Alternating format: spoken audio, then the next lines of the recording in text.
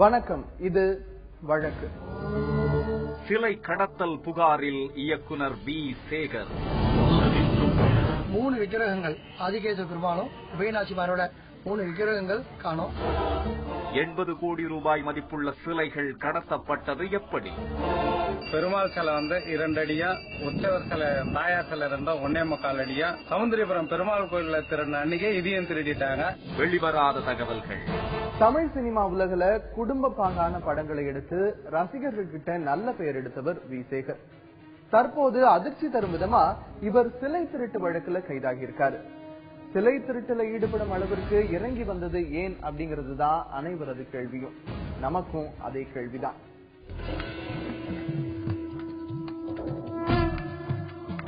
கிட்டத்தட்ட 80 கோடி மதிப்புள்ள 8 சாமி சிலைகள் அதிரடியாக கைப்பற்றப்பட்டிருக்கிறது தற்போது. ஆம், சினிமா காட்சிகளை மிஞ்சிடும் அரங்கேற்றங்கள்.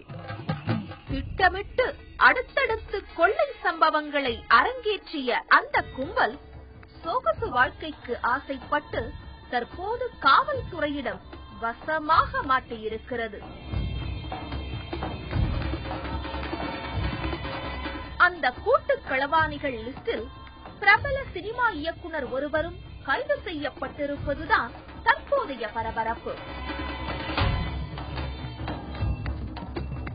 பிரபல திரைப்பட இயக்குனர் வி. சேகர் வீட்டில் மறைத்து வைக்கப்பட்டிருந்ததாக கூறப்படும் சிலைகள் எங்கிருந்து வந்தன?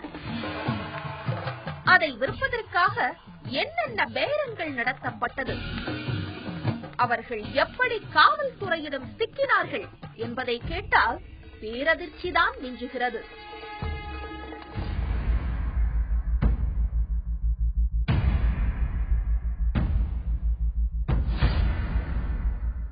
முதல் திருட்டு நடந்த இடம் காஞ்சிபுரம் மாவட்டம் ஸ்ரீபெரும்புதூர் ராமானுஜபுரத்தில் உள்ள மணிகண்டேஸ்வரர் ஆலயத்தில் ஜனவரி 6ஆம் தேதி அங்கிருக்கும் மணிகண்டேஸ்வரர் ஆலயத்தில் புகுந்த அந்த கொள்ளை கும்பல் சுமார் 22 கிலோ எடையுள்ள பஞ்சலோக சிவன் பார்வதி சிலைகளை களவாடி சென்றிருக்கிறார்கள். 100 வருடங்கள் பழமை வாய்ந்த இந்த கோவிலில் நுழைந்த அந்த கொள்ளையர்கள் மிகவும் சாதுரியமாக திருடிவிட்டு தப்பியிருக்கிறார்கள். இந்த சிலை திருட்டு விஷயம் அந்த ஊரையே அதிர்ச்சியடைய செய்தது. இது குறித்து அந்த கோவில் நிர்வாகிகளும் ஊர் மக்களும் பல்வேறு கோரிக்கைகளை முன்வைத்தார்கள். இந்த கிராமத்துல 100 வருஷம் முன்னாடி இந்த மணிகண்டேஸ்வரர் ஆலயம் இருக்குது. அப்ப பாலாடி சிதஞ்சு போன நிலையில யாரும் பராமரிக்கிற சூழ்நிலை இருந்தது. அதை 2000 கோயில் கட்ட ஆரம்பிச்சு 2000 நாங்க கும்பாபிஷேகம் பண்ணிட்டோம். சிவன் வடிவிலான அந்த கோயிலை கட்டி கும்பாபிஷேகம் பண்ணி அந்த கும்பாபிஷேகத்துக்கு அப்புறம் தொடர்ச்சியா இந்த தேதி வரைக்கும் 15 வருஷமா தொடர்ந்து பிரம்மோற்சவம் நடைபெற்று. அந்த பிரம்மோற்சவால தேர் இருக்குது, தெப்பலும் இருக்குது. அதெல்லாம் கிராம மக்கள் கூடி ஒன்னாதான் இந்த திருவிழா பண்ணிட்டு இருக்கோம். இந்த சூழ்நிலை கடந்த 6 மாதத்துக்கு முன்னாடி இந்த கோவில் இருந்த பழமையான 50 சிலை ஒரு 2.25 ஒரு 3 அடி இருக்கும். அந்த 3 அடி சிலையை யாரோ விசக்கிரமிகள் திருடி போட்டுதான் தெரிய வந்தது. உடனே எங்க சுகாசத்திரம் காவல் நிலையத்துல HRNC இந்து சமய அறநிலையத்துறை இந்த கண்ட்ரோலுடைய ஆய்வாளர் மூலமா ஒரு புகார் கொடுத்தோம். அவங்க காவல் நிலையத்துல இந்த கோவிலை சுத்தி விசாரிச்சு இது யாரெல்லாம் சஸ்பெக்ட் இருக்கிறாங்கன்றதெல்லாம் விசாரிச்சுட்டு போனாங்க. அதுக்கப்புறம் திரும்பவும் ஒரு 2 மாசத்துக்கு அப்புறம் சென்னை சிலை கடத்தல் தடுப்பு பிரிவிலிருந்து இந்த மாதிரி நாங்க சிலையை கண்டுபிடிச்சிருக்கோம், இந்த சிலையினுடைய போட்டோ உங்க கையில இருந்தா கொடுன்னு கேட்டாங்க. என் கையில இருந்தது, எங்க வீட்டுல வச்சு வச்சிருந்தோம். அந்த போட்டோ கொடுத்தோம். அதை வச்சு மேட்ச் பண்ணி பார்க்கும்போது எங்க சிலை தான் தெரிய வந்தது. அதுக்கப்புறம் இந்த HRNC இன்ஸ்பெக்டர் மூலமா எக்மூர் கோர்ட்ல ரெட்னா ப்ராப்பர்ட்டி அந்த சிலையை நாங்க திரும்ப போறதுக்காக மனு போடுறாங்க. மனு போட்டு இப்ப எடுத்து நிலவில் இருக்குதா இல்ல எடுத்துறாங்கன்ற தற்போது தெரியல. ஆனா எடுத்துதான் தகவல் சொல்றாங்க. அதை சினிமா இயக்குனர் யாரோ வி. சேகர் நபர் சம்பந்தப்பட்டதாகவும் அது குறித்த செய்தி நம்ம தினத்தந்தி பேப்பர்ல வந்தது, மற்ற செய்தித்தாள்லயும் வந்தது. அதனால எவ்வளவு வெகு விரைவில் அந்த சிலையை எங்களை ஹேண்ட் ஓவர் பண்ண முடியுமோ ஒப்படைச்சிங்கன்னா இந்த திருவிழா இன்னும் வெகு சிறப்பாக நடைபெறுவதற்கான ஒரு சாத்தியக்கூறு இருக்கும். சிலை திருடப்பட்டதில் இருந்து ராமானுஜபுரத்தில் பல்வேறு அசம்பாவிதங்கள் நடைபெறுவதாக சொன்ன அந்த ஊர் மக்கள் சிலையை விரைவில் மீட்டு கொண்டு வர வேண்டும் என்றும் கேட்டுக் கொண்டார்கள். இந்த சிலை போனதுல எங்க ஊர் மக்கள்லாம் ஒரு மனச்சோர்வோடும் ஒரு அபசகுணமான சில சூழ்நிலைகள்லாம் இந்த ஊர்ல ஏற்பட்டு வருது. அதனால எங்க ஊருக்கு சம்பந்தப்பட்ட பழங்கால அதி பக்தியோட நாங்கெல்லாம் கும்பிட்டு வந்த அந்த சிலையை எங்க ஊர் மக்களோட ஒப்படைக்கணும்னு நாங்க இந்த நேரத்தில் பணியோட கேட்டுக்கிறோம். இந்த சிலையினுடைய உயரம் வந்து 2 அடி இருக்கும்.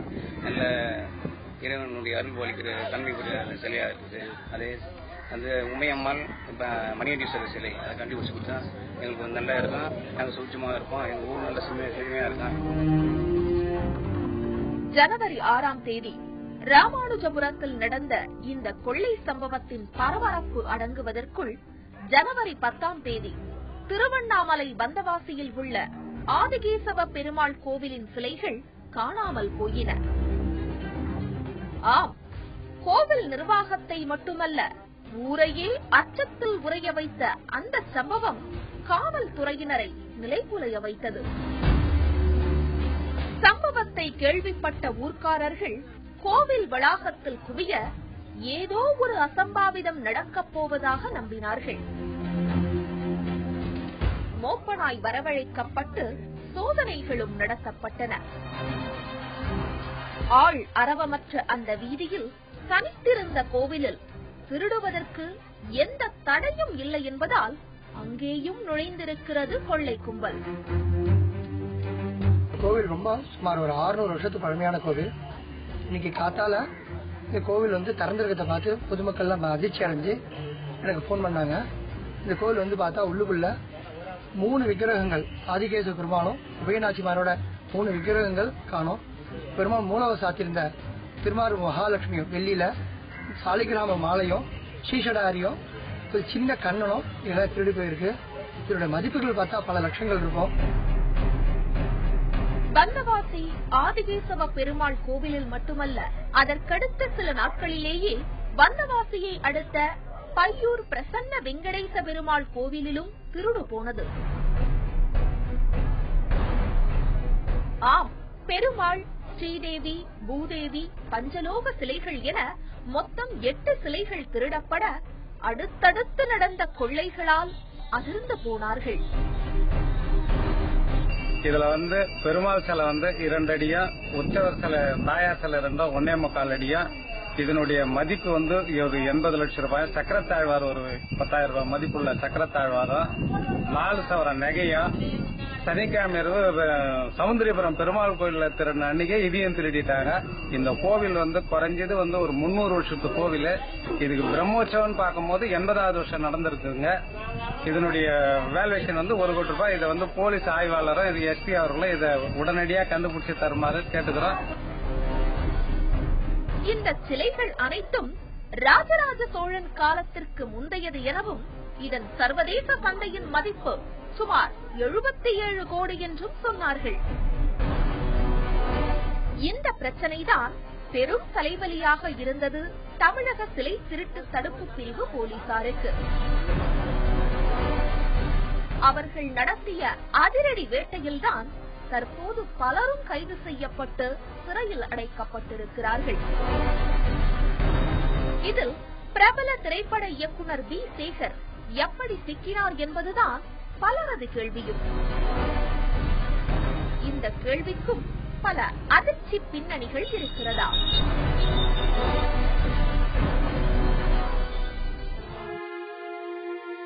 பொண்டாட்டி சொன்னா கேட்டுக்கணும், ஒன்னா இருக்க கத்துக்கணும், பிறந்த வீடா புகுந்த வீடா, வரவு எட்டனா செலவு பத்தனா, கோடி வாழ்ந்தால் கோடி நன்மை என்று அடுத்தடுத்து குடும்பப்பாங்கான திரைப்படங்களை இயக்கி குடும்பப்பட இயக்குனர் என்றே அழைக்கப்பட்டவர் வி. சேகர்.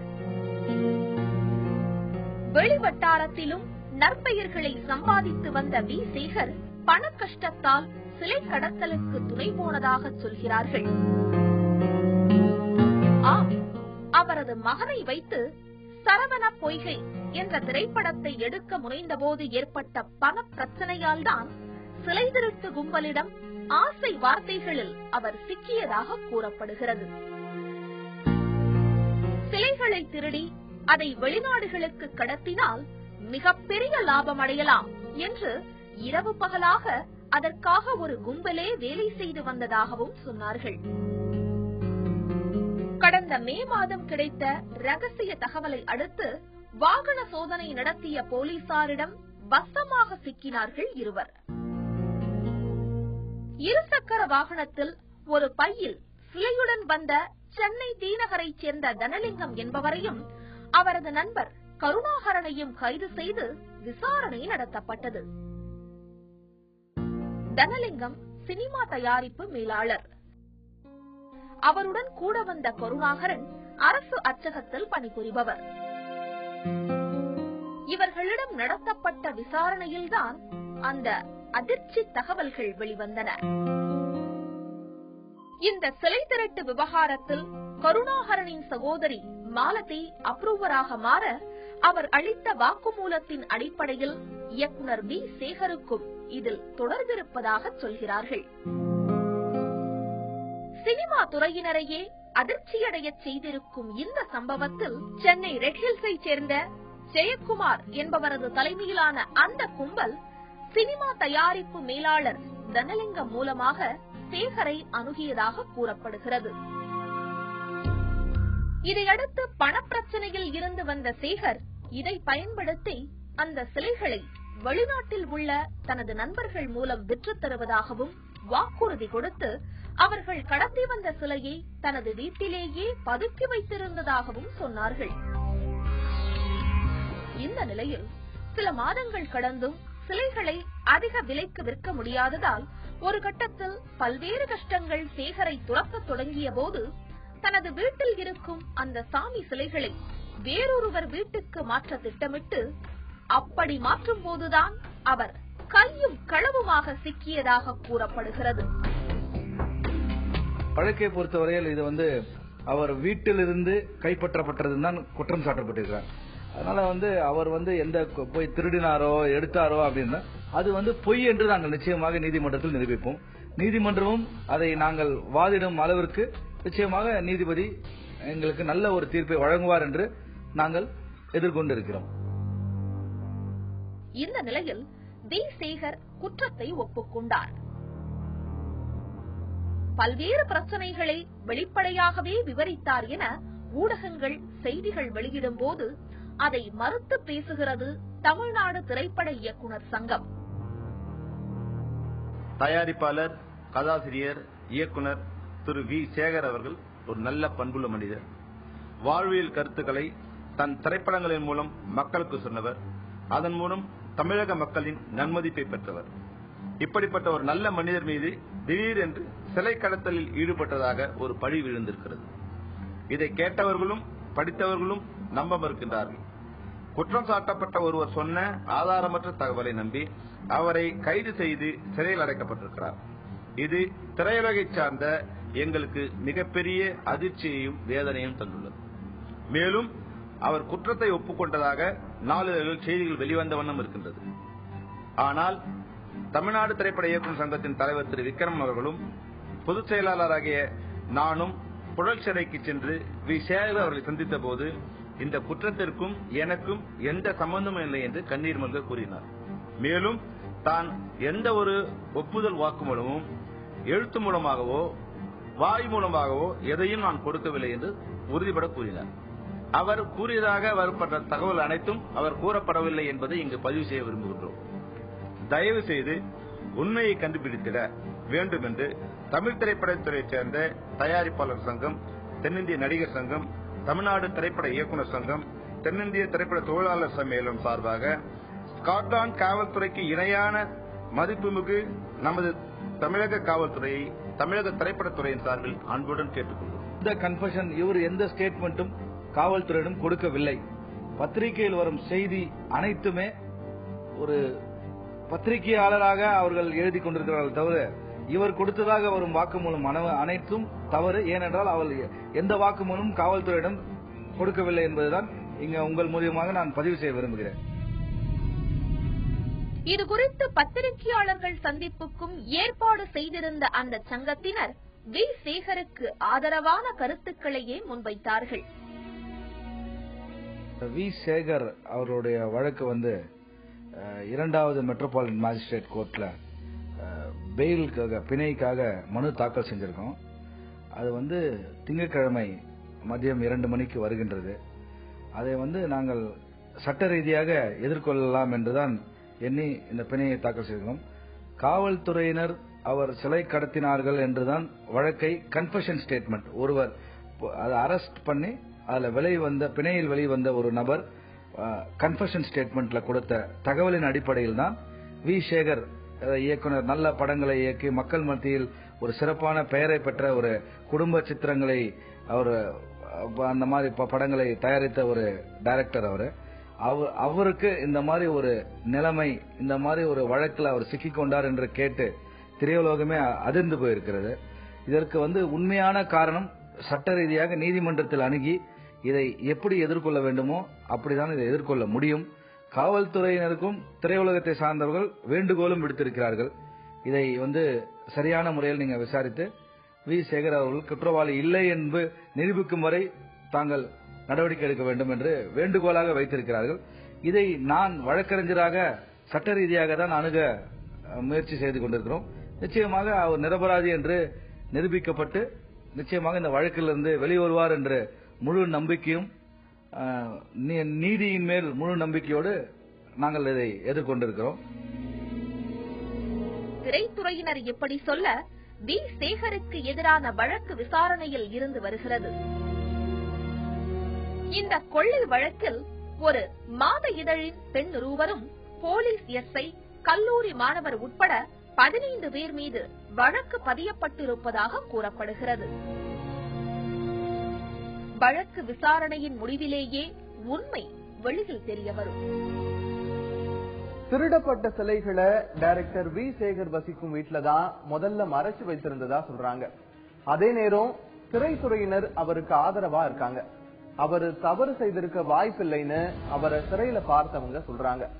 விசாரணையின் முடிவுல தான் உண்மை தெரிய வரும். ஒரு நபர் நீண்ட காலமாக ஒரு அரசு பணியில ஒரு துறையில பணிபுரிந்து வருகிறார். ஒரு அரசாணையின் அடிப்படையில அவருக்கு வேறு ஒரு பதவிக்கான ஒரு வாய்ப்பு ஒன்று கிடைக்குது. அந்த தருணத்துல அவருக்கு எல்லா தகுதியிலும் இருந்தும் கூட உயரம் குறைவாக இருக்கிறது அப்படிங்கிற ஒரு காரணத்தினால அந்த பணி மறுக்கப்படும் சூழல்ல சட்டம் என்ன சொல்கிறது, நீதிமன்றத்தின் பார்வை என்ன? அரசு துறையில நீண்ட காலமாக பணிபுரிபவர்களுக்கு அந்த துறையிலே வேறு புதிதாக பதவிகள் உருவாக்கப்படும் பொழுது தேவைகள் ஏற்படும் சூழல்ல பணியில இருக்கிற நபர்களை பொறுத்த வரைக்கும் அவர்களுக்கு என்று சில சலுகைகள் கொடுக்கப்படுகிறது. அதாவது அத்தியாவசியமான மருத்துவ சான்றிதழ், மருத்துவ தகுதிகள், அந்த மாதிரியான விஷயங்கள் இல்லாமல், தகுதி அடிப்படையில் இருக்கக்கூடிய சான்றிதழ்களை இல்லாமல் சில சலுகைகள் பிற சலுகைகள் நீண்ட காலமாக பணிபுரியும் நபர்களுக்கு கொடுக்கப்பட்டு வருகிறது. அதுல அவ்வப்போது அரசுடைய கொள்கைக்கு ஏற்றாற் போல சில மாற்றங்கள் கொண்டு வரப்படுகிறது. சமீபத்தில் சென்னை உயர்நீதிமன்ற நீதிபதி டி ஹரிபரந்தாமன் அவங்க முன்னாடி ஜூலை 2015 2ஆம் வாரத்தில் ஒரு வழக்கு ஒன்று தாக்கல் செய்யப்படுகிறது. அந்த வழக்கை தாக்கல் செய்தவர் சொல்றாரு, நான் 1984 சுற்றுச்சூழல் மற்றும் வனத்துறையில நான் வனக்காப்பாளராக நான் பணியில போய் சேர்ந்தேன். அங்க நீண்ட காலமாக பணிபுரிந்து வருகிறேன். 2009 அரசாணை ஒன்று விதிக்கப்படுகிறது. அந்த அரசாணையின் அடிப்படையில் அந்த தகுதி படைத்த நபர்கள், அதாவது கண் பார்வை கொண்ட அந்த மருத்துவ தகுதியும் அதுக்கு உரிய டிரைவிங் லைசன்ஸும் ஓட்டுநர் உரிமமும் இருக்கும் பட்சத்தில் அந்த மாதிரி சம்பந்தப்பட்ட நபர்களுக்கு அதே துறையில வாகன ஓட்டுநராக அதற்கான பதவிகள் இருக்கிறது. அந்த சீனியாரிட்டி அடிப்படையில் அவங்க அதுல போய் சேர்வதற்கான தகுதி இருக்கிறதுன்னு சொல்லி ஒன்று வந்தது. அந்த அடிப்படையில எனக்கு கண் பார்வை சரியாக இருந்த காரணத்தினாலும் நான் ஓட்டுநர் உரிமம் வைத்திருந்த காரணத்தினாலையும் அதே துறையில அதற்கான விண்ணப்பத்துக்கு நான் விண்ணப்பித்தேன், ஓட்டுநருக்காக விண்ணப்பித்தேன். அப்ப 2011 மார்ச் மாசம் உத்தரவு பிறப்பிக்கப்படுகிறது. அதுல அந்த தேவைப்பட்ட 120 சென்டிமீட்டர் நான் இல்லாமல் 159.5 சென்டிமீட்டர் இருந்த காரணத்தினால எனக்கு அந்த டிரைவராக பணி வழங்க முடியாதுன்னு சொல்லி ஒரு உத்தரவு பிறப்பிச்சாங்க. அந்த உத்தரவு சரியானதல்ல, எனக்கு ரிலாக்சேஷன் கொடுக்கணும், அந்த விதியை தளர்த்தி கொடுக்கணும்னு சொல்லி ஒரு மனு தாக்கல் செய்யறாரு. அதான் நீதியரசர் டி ஹரிபரந்தாமன் முன்னாடி இந்த வழக்கு வருகிறது. அப்ப அந்த வழக்கை சீர்தூக்கி பார்த்த நீதிபதி அவர் சொல்றாரு, இதற்கு ஓட்டுநராக இருப்பதற்கு 2 விதமான தகுதிகள் இருக்கிறது. ஒன்னு, அவருக்கு உரிய ஓட்டுநர் உரிமம் வைத்திருக்க வேண்டும். அடுத்ததாக தெளிவான கண் பார்வை அவருக்கு இருக்கணும், மருத்துவ சான்றிதழ் பெற்றிருக்கணும், மருத்துவ தகுதி பெற்றிருக்கணும். இந்த 2 விஷயங்கள் இருக்கும் பொழுது அவர் ஏற்கனவே 1984 இருந்தே அவர் பணியில் இருக்கிறாரு. தேவைப்படும் 120 சென்டிமீட்டருக்கு 159.5 சென்டிமீட்டர் இருக்கிறது. அவருக்கு இருக்கும் பொழுது 0.5 சென்டிமீட்டர் கம்மியாக இருக்கிறாரு, குறைவாக இருக்கிறார், உயரம் குறைவாக இருக்கிறதுங்கிற காரணத்துக்காக அவருக்கு அந்த பணி வழங்க முடியாதுன்னு சொல்றது சரியான விஷயம் கிடையாது. ஏன்னா 1984 இருந்து அவர் பணியில் இருக்கிறார். ஆக இந்த உத்தரவு கிடைத்த நாளிலிருந்து இருந்து 8 வார காலத்திற்குள்ளாக அவருக்கு பணி நியமனம் வழங்கணும். அதற்கான உரிய வகையில அந்த உயரம் அந்த விதியை தளர்த்துவதற்கான உத்தரவுகளை சம்பந்தப்பட்ட அரசு அலுவலர் பிறப்பிக்கணும்னு சொல்லி அவர் உத்தரவு பிறப்பிச்சிருக்கிறார்.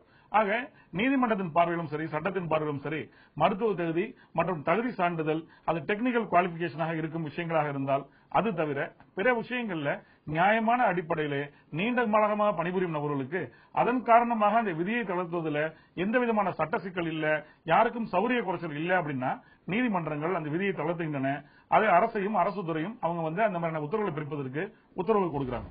மீண்டும் வேறொரு வழக்கோடு உங்களை சந்திக்கிறோம். அதுவரை தொடர்ந்து இணைந்திருங்கள் தந்தி தொலைக்காட்சியுடன்.